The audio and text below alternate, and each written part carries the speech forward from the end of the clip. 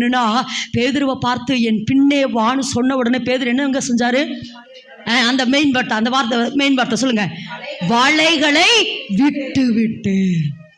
இப்போ கர்த்தர் சொல்றாருப்பா, உன் பிஸ்னஸ் எல்லாம் விட்டுரு, என் பின்ன வாப்பா. அப்படின்னா என் மனைவியை நான் எப்படி காப்பாற்றுவேன்? என் கணவனை நான் எப்படி காப்பாற்றுவேன்? ஊழியத்துக்கு வாமா அப்படின்னு சொன்னால் என் கணவனுக்கு யார் சாப்பாடு செஞ்சு விடுவா? என் பிள்ளைகளை யார் பாப்பா? சும்மா அப்பா பார்த்தாலும் ஊழியம் கூப்பிட்டு இருந்தீங்கன்னா இப்படியெல்லாம் பேதுரு பேசலைங்க. ஆமென் என்று சொல்லுவோம். பேதுரு என்ன செய்யல?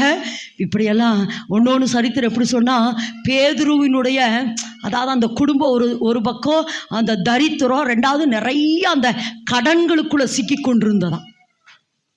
எதுக்கு நான் சொல்கிறேன்னா, இந்த நிலையை பார்த்து தான் தேவன் பேதுருவை பிடித்து அந்த என்ன செஞ்சாரா, வலைகளை போடுங்கள் என்று சொன்ன பொழுது பேதுனுடைய அந்த என்ன செஞ்சாமா, வலை கிளியத்தக்கதாய் திரளான